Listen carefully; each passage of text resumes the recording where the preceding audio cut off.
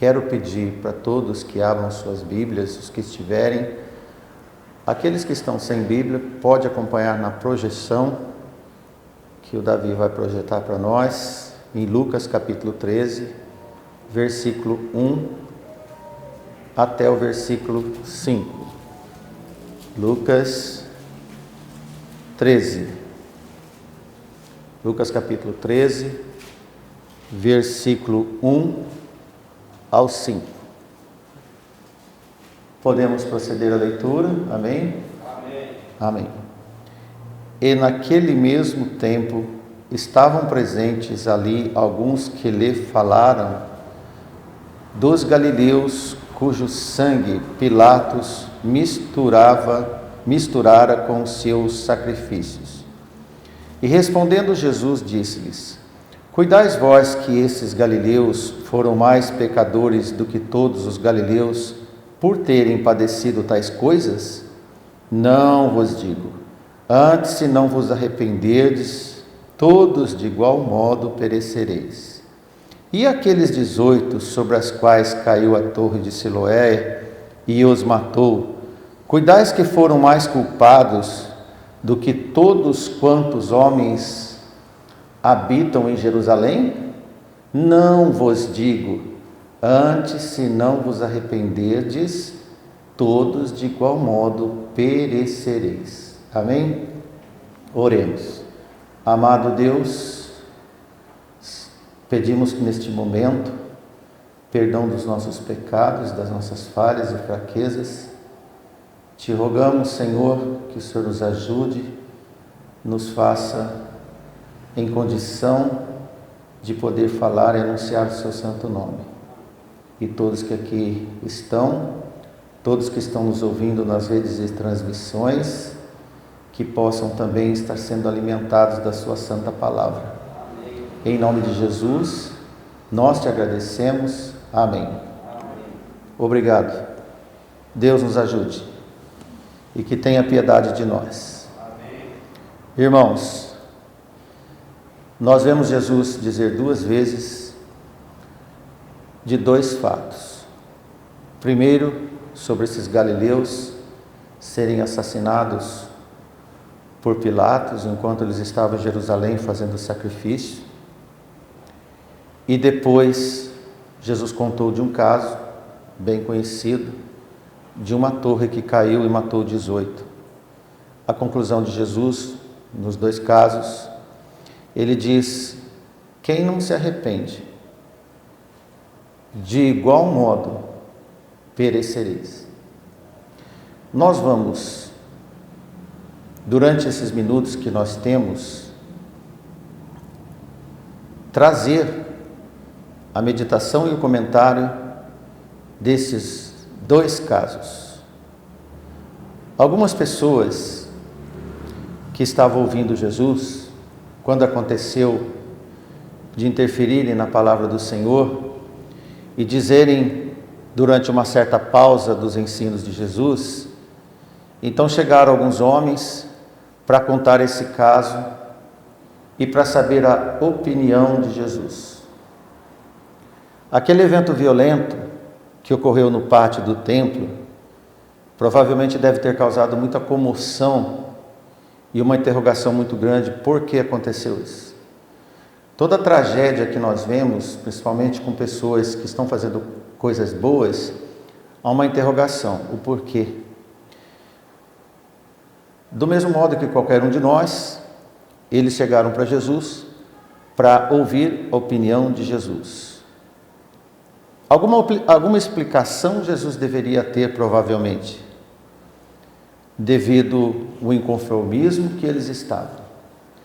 Embora os judeus de Jerusalém, e esses homens que morreram não eram de Jerusalém, eles eram da Galileia, é bem importante dizer isso para vocês. A Galileia ficava ao norte, lá tinha as cidades de Caná, de Nazaré, Cafarnaum, Samaria no centro e a Judéia no sul, onde tinha Jerusalém, Jericó. E os judeus de Jerusalém, onde se faziam os sacrifícios, eles tinham um certo menosprezo pelos judeus da Galileia. E todos os judeus tinham menosprezo pelos samaritanos. Então esse preconceito ele sempre é intercalado. Na verdade, todos os homens têm um certo preconceito. Embora Jesus nasceu em Belém, que fica no sul, na Judéia, ele praticamente se naturalizou um galileu, um nazireu. E ele viveu muito mais tempo lá nas margens do Mar da Galileia, que é um rio de água doce, muito grande. E havia um preconceito contra os galileus. Jesus passou por preconceito. Quando Nicodemos estava prestes a se converter, os religiosos perguntaram a Nicodemos: porventura pode vir, ou veio algum profeta da Galileia? Também esse preconceito era tão carregado que sempre ele era manifestado, e a palavra de Deus registra.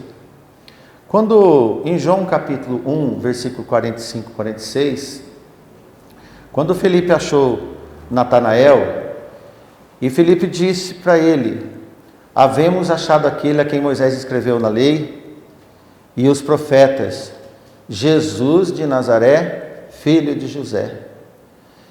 E disse-lhe a Natanael: pode vir alguma coisa boa de Nazaré? Disse-lhe Felipe: vem e vê. Amém? Amém. Sabemos que preconceito existe no mundo todo, entre todas as pessoas. Existe num país, dentro de um país, como nós vemos nos próprios judeus, nas cidades, como podemos ver aqui em Pereira Barreto, pessoas que moram em certo bairro e outras que moram em certo bairro. Nas famílias, existe preconceito entre as famílias, e com tristeza existe preconceito até dentro das igrejas, entre os próprios membros. E esses preconceitos são motivados por diversas razões aparentes, mas o pano de fundo é um só. Às vezes pela origem, da onde nasceu, do país que veio, a cor, o lado financeiro, a medida do bolso, o estado cultural de cada um e outros. Mas na verdade, o preconceito sempre vai ser uma derivação do orgulho. Todas as pessoas preconceituosas têm problemas com orgulho, sempre, porque se acham superior. No caso dos galileus, os judeus de Jerusalém, eles sempre desdenhavam dos moradores do derredor da mar da Galileia, geralmente pescadores, pessoas mais humildes. Eles eram humildes, mas não eram ignorantes. Eles eram muito apegados à nacionalidade e aos seus princípios. E isso causava entre os próprios conterrâneos deles. E quanto ao assassinato brutal que nós vemos contarem para Jesus, e que envolvia apenas galileus, no lugar de adoração, Jerusalém, deve ter repercutido ainda mais. Ora, se alguém que nós temos preconceito vem para Jerusalém oferecer um sacrifício e ocorre isso com eles, algum problema deve ter por causa deles, e não por causa do sacrifício, da obediência à lei de Moisés. Porque eles estavam obedecendo à lei de Moisés. Lucas, onde nós lemos, ele não descreve o que levou Pilatos a assassiná-los, isso é, mandar seus soldados assassiná-los a sangue frio.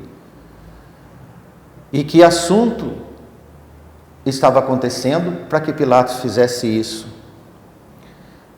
Então eles queriam ver a reação de Jesus, até porque Jesus também era um galileu. Naturalmente poderiam esperar que ele ia defender da sua região.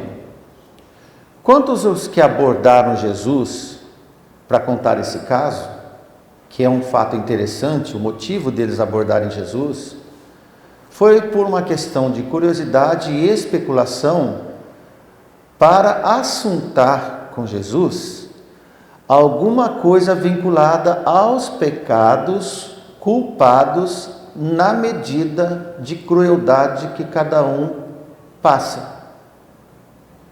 Então eles colocaram na ideia, e isto não é incomum até os dias de hoje, alguém que sofre uma violência provavelmente deve ter feito muita coisa, muita maldade por aí.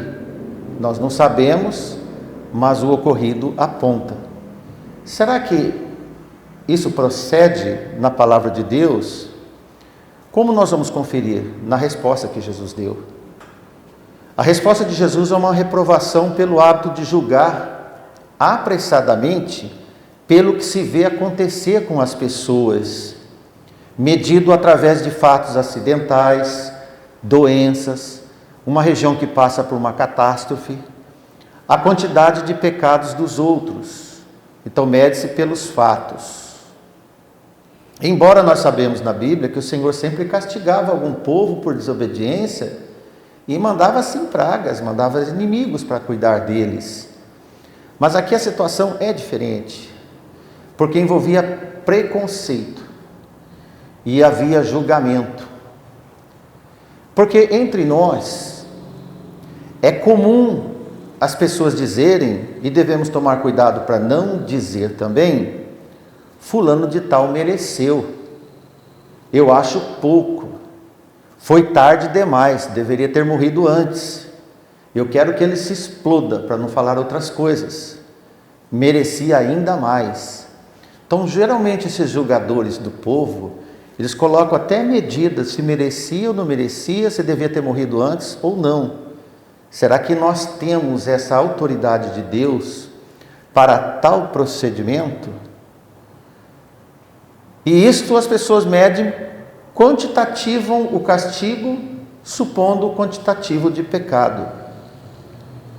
Quanto ao dizer essas sentenças, não pensam, e quem diz, e se alguém aqui tem o hábito de dizer, é melhor procurar nas Escrituras a informação que tem a dizer sobre o nosso dever enquanto aqui na Terra. Porque todos nós somos errados diante de tantas coisas e muitas delas são tão insensíveis que nós nem percebemos. Eu posso ser não um assassino, e de fato eu nunca matei ninguém, graças a Deus. Mas eu não posso dizer que eu sou melhor que os assassinos, entende? A Bíblia não me autoriza. Eu não sou um ladrão de banco, mas eu não posso dizer que eu sou melhor que os ladrões de bancos, porque eu não roubo banco. E na verdade eu não posso dizer em nada que eu sou melhor. Tipo, eu não faço isso, então eu sou melhor. Essa conclusiva é puramente humana, não é de Deus. Se você cuidar de lembrar das palavras do apóstolo Paulo, em Romanos capítulo 2, versículo 1, e nós estudamos recentemente este versículo, com uma certa exaustão, e aprofundamos nele, Paulo diz, portanto, é inexcusável, isto é indesculpável, não tem desculpa, quando julgas, ó homem, quem quer que sejas, leia aí se está na sua Bíblia, julgas quem quer que sejas, então qualquer um, porque te condenas a ti mesmo naquilo que julgas o outro, pois que tu que julgas faz o mesmo. Ainda bem que está escrito na Bíblia, porque se fosse um pregador qualquer dizer, ia ser difícil de aceitar. Ainda que está escrito, há sim dificuldade de aceitar. Então, voltando a esta indagação e a este assunto, foi por decisões humanas, cheias de convicções humanas, e inclusive por bases religiosas, que é o principal e pior de todos, que choveu pedras em direção de Estevão, por exemplo, quando ele foi sendo apedrejado. Embora Estevão, na presença do Espírito Santo de Deus, vocês lembram o que ele disse? Não imputes nele o pecado, porque eles são ignorantes, eles não sabem o que fazem. Pensou Estevão clamando outras coisas que normalmente no dia a dia clamamos. A lição verdadeira para nós é se comportar como Jesus se comportou, um impedidor de lançadores de pedra em direção às prostitutas pecadoras. E quando Jesus disse: quem não tem pecado, atire a primeira pedra. Essas circunstâncias bíblicas e fatos corroboram conosco para que possamos mudar nossos paradigmas.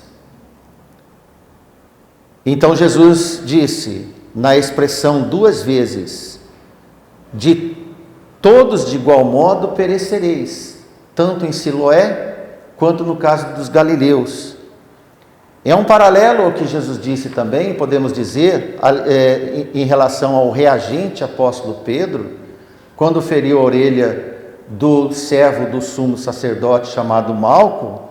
Jesus disse para Pedro, em Mateus 26, 52, embainha a tua espada, quer dizer, põe ela na bainha de novo, guarda a sua espada, porque todos que lançarem mão da espada, a espada morrerão. Essa é uma informação nossa. Além de julgar, nós não devemos querer fazer justiça com as próprias mãos. Naturalmente, esse é um impulso humano, não de quem está no poder do Espírito Santo de Deus.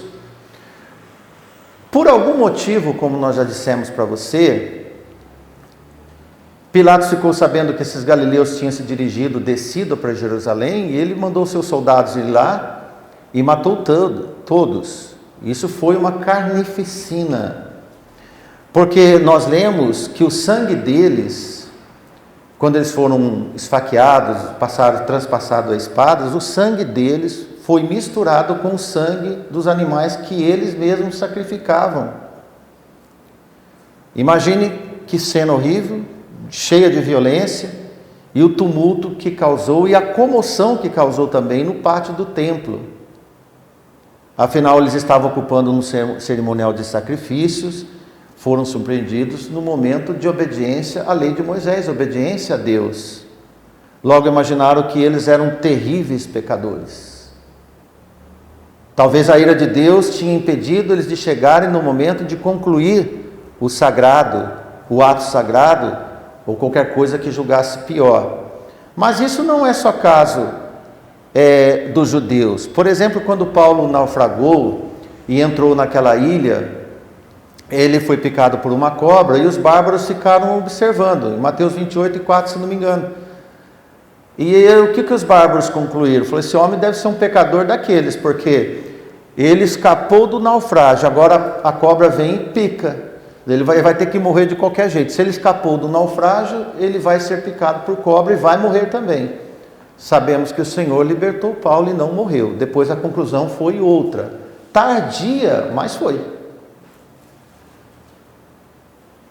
Então, irmãos, observe como Jesus usou sabiamente esse incidente vergonhoso. Em Lucas 13:2, voltando ao nosso assunto, e Jesus responde depois da pergunta, vamos ler novamente. Cuidais vós que esses galileus foram mais pecadores do que todos os outros, ou os galileus, por terem padecido tais coisas? Não vos digo, não. Antes, se não vos arrependeres, todos de igual modo perecereis. Jesus não estava dizendo que todos iam ser mortos por Pilatos, ou por circunstâncias semelhantes ao que Pilatos fez. E também era a resposta para esses perguntadores incrédulos, coisas de igual modo para eles, por causa dos seus pecados, que não houve castigo nenhum e por consequência eles não percebiam o pecado deles. Mas Jesus disse, vocês têm pecados, não é manifestado as consequências dos seus pecados, mas vocês têm uma oportunidade que eles não tiveram, de se arrependerem. Amém? Ora, irmãos, com eles nada tinha acontecido de fato, de tanto que eles tiveram liberdade para abordar Jesus. E eles estavam tranquilos, sem peso de consciência, livres para falar das desgraças dos outros, com certo ar de analistas de pecados alheios. Tipo, mereceram por alguma coisa. Nos explica melhor, Senhor, por que então? Embora as perseguições virão a todos, de modo igual, a nossa atitude recomendada nas Escrituras, para todos nós, para todos os homens, para você que está aqui, é ter uma vida arrependida diante de Deus, uma vida casta diante de Deus e dos homens. E a Bíblia emenda, para que ninguém tenha que falar de vós. Muitos irmãos fiéis estão sendo atacados covardemente no mundo hoje. No mundo afora, sendo assassinados, presos, passando fome, sendo açoitados. Eles não são menos fiéis que nós. Eles sofrem enquanto nós não sofremos. Jesus não perdeu a oportunidade de dizer que se não se arrependesse, terão o mesmo destino, ou seja, a morte, pior, a morte eterna. Os que trouxeram a notícia para Jesus eram pessoas que queriam saber opinião sobre os outros, não da vida própria deles, de confessar seus pecados, analisar o tamanho do pecado para o tamanho do castigo na pele dos outros, não na deles.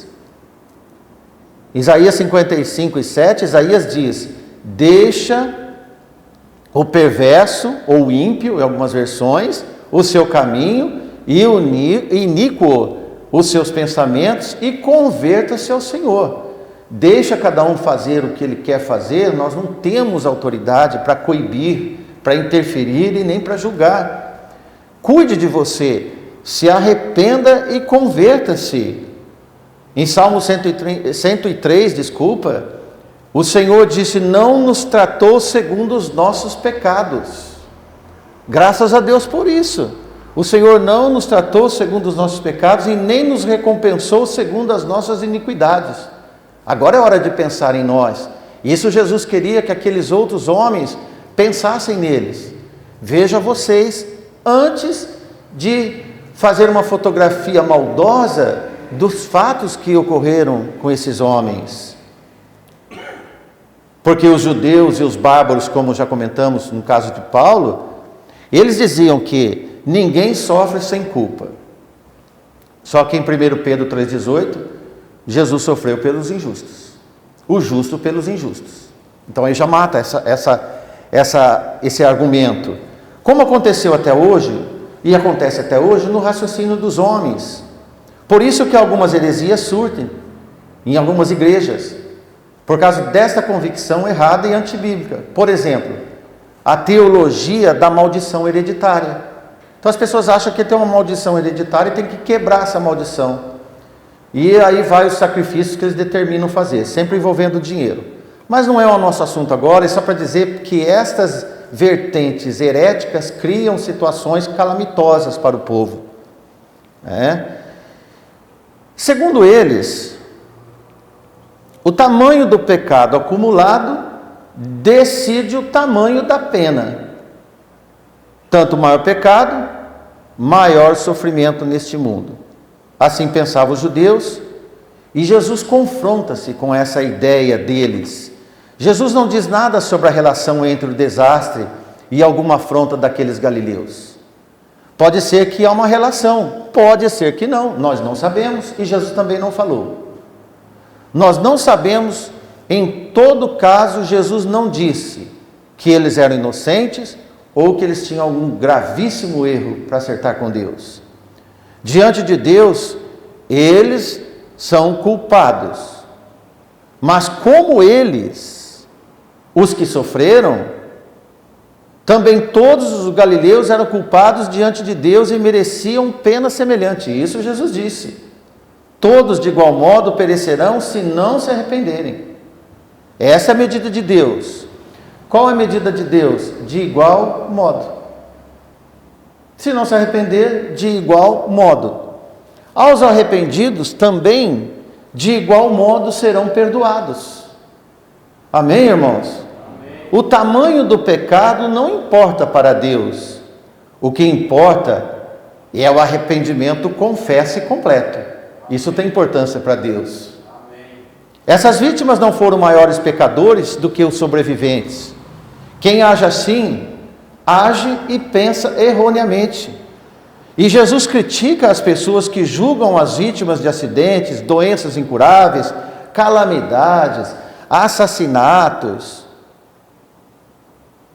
E Jesus diz que não tem ligação de uma coisa com outra. Porque, irmãos, quem não peca, pode ser que sofre mais do que quem peca. Geralmente tem acontecido.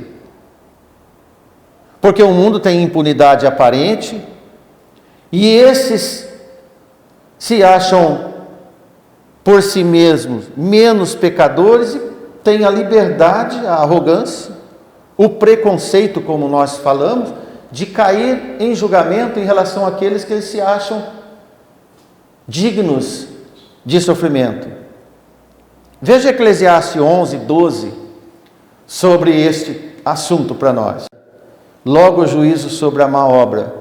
Por isso o coração dos filhos dos homens está inteiramente disposto a fazer o mal. Esta é uma resposta interessante, muitas pessoas gostariam de ter essa resposta. Porque é que as pessoas inteiramente estão dispostas a fazer maldade. O mundo está assim. Eclesiastes responde: não se executa juízo sobre essas pessoas. Não é questão de merecimento, não se executa. Então, quando você vê algumas atrocidades, algumas coisas com crianças, com idosos, sofrendo injustamente, por que as pessoas fazem mais e mais? Porque não veem as consequências do pecado deles.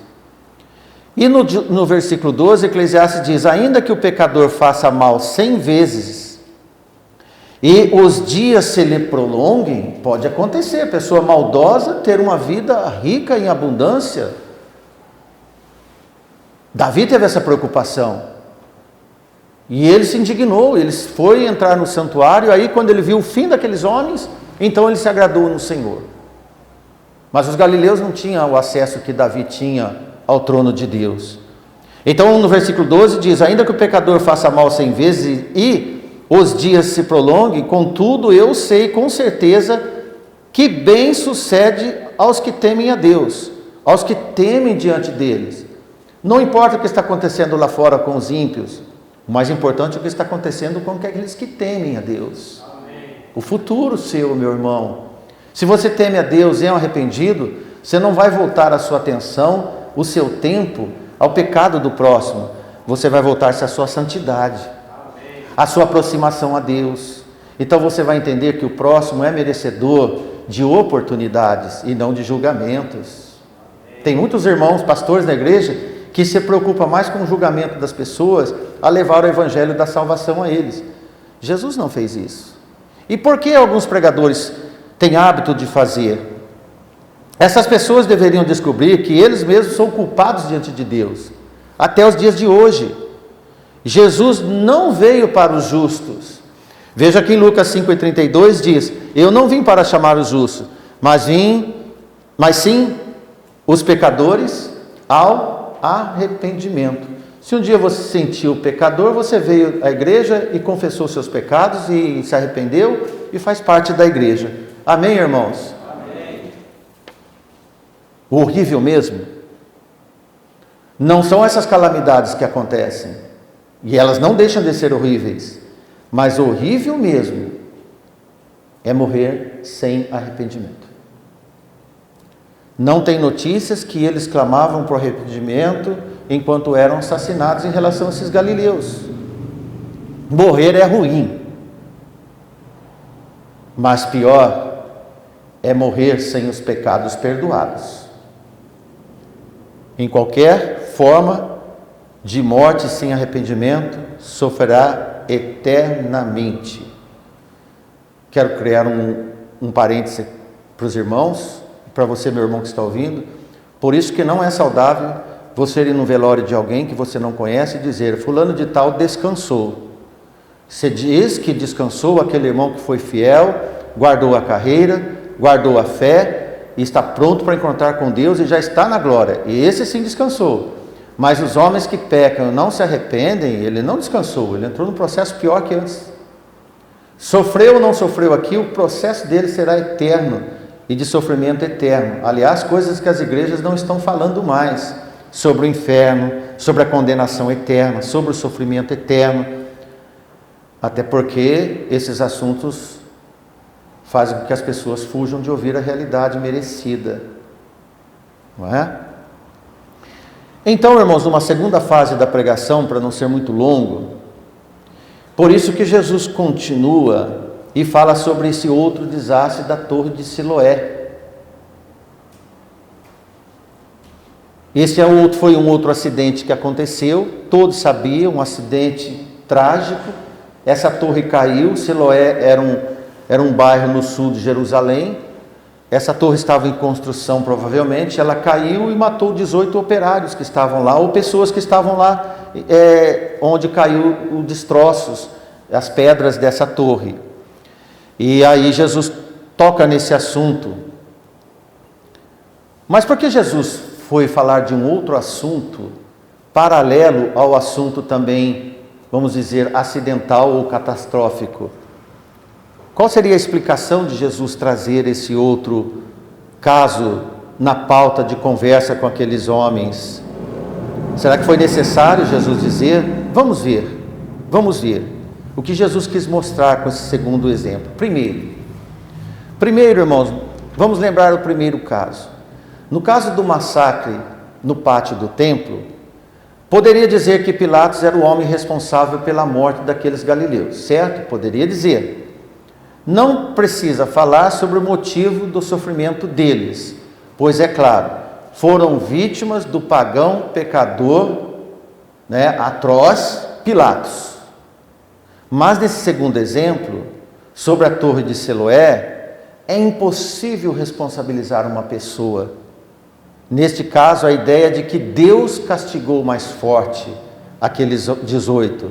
As pessoas poderiam ter dúvidas sobre a culpa dos galileus, mas a respeito dos 18 que morreram na torre, não tinha uma outra conclusão.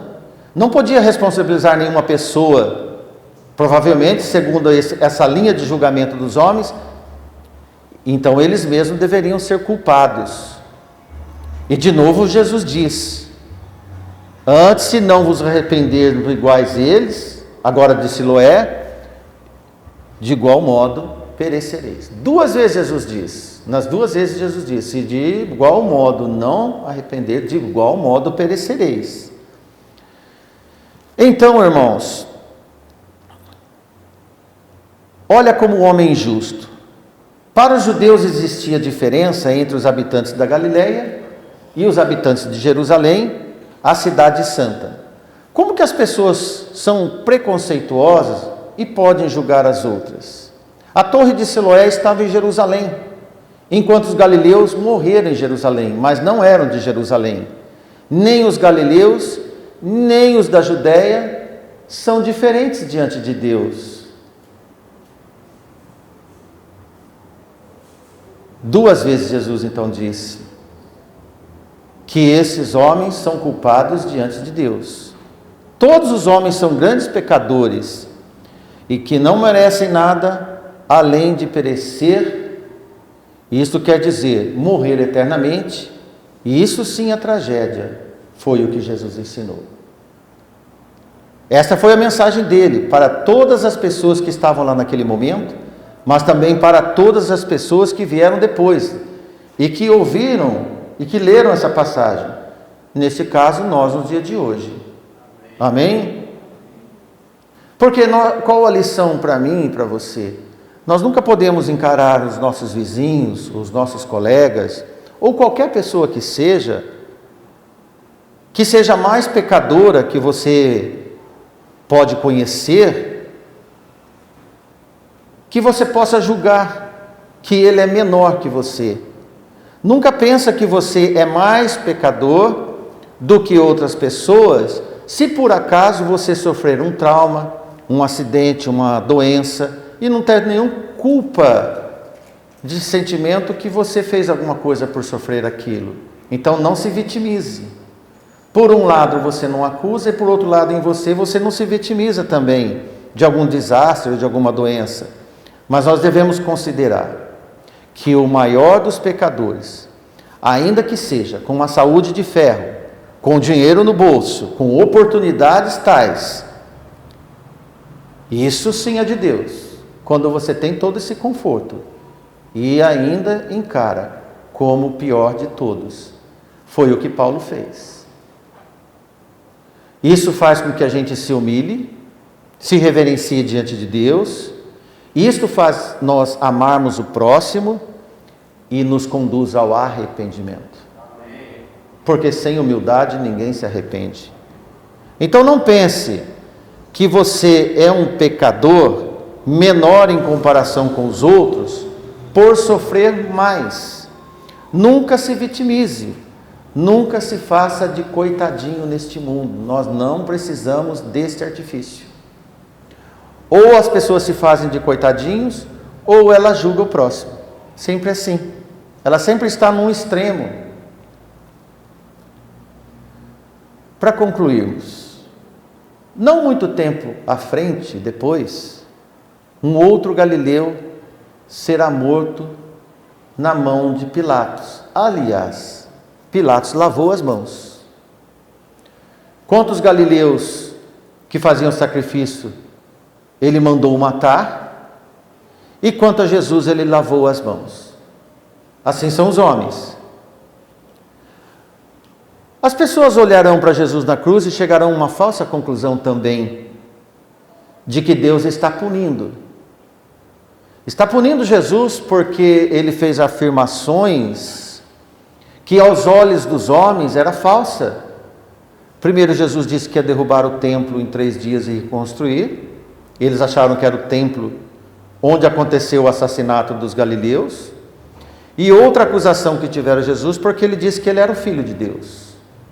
Então, quando Jesus estava sendo crucificado, provocaram Jesus. Olha, se você tem capacidade para fazer isso e é o Filho de Deus, saia daí. Olha, irmãos, essa foi a acusação que Jesus teve diante da cruz, pregado na cruz. Em Mateus 27:40 diz, ele dizendo a Jesus, tu que destrói o templo em 3 dias e reedificas, salva a ti mesmo. Se é filho de Deus, desce da cruz. Versículo 43 diz, confiou em Deus, livre-o agora, se o ama porque disse, sou filho de Deus. Você sabia que muitos dos irmãos que estão sendo esquartejados, queimados, transpassados nos dias de hoje, o inquiridor ou os julgadores vêm e perguntam, você ainda é cristão? Sim, sou cristão. Então manda Deus te salvar, porque nós vamos te matar. Se você tem o Deus como seu poderoso e livrador, manda Ele te salvar agora, porque nós vamos te matar. E o que acontece com esses irmãos geralmente? Eles são mortos. Mas onde está Deus que não salvou? Irmãos, essa pergunta não é nova. Fizeram para Jesus na cruz e vão fazer para nós. Não tenha dúvida disso. Então, debaixo de tantas ofensas e acusações a quem nunca pecou nosso Senhor Jesus Cristo, ele também foi julgado, merecedor de morte e morte de cruz com sofrimento máximo, a pena capital. Mas Jesus é realmente o Filho de Deus. E eles não enxergaram. Assim, quando matam esses irmãos que não negam Jesus, eles também realmente são filhos de Deus. Ele estava lá pregado na cruz, sofrendo as consequências e o castigo pelos nossos pecados e por todas as pessoas de todos os tempos. Ele fará isso, e ele fez isso, para que Deus dê perdão completo a todos os que se arrependem e creem. Por isso, meus irmãos, para fecharmos o assunto dessa noite, não temos nenhuma chance de perder tempo fazendo o julgamento, porque nós fomos libertados da acusação e do julgamento na morte de Jesus Cristo na cruz e na sua ressurreição, aceito no céu. Então a nós cabe nos arrepender. Amém? Amém? Que Deus nos abençoe.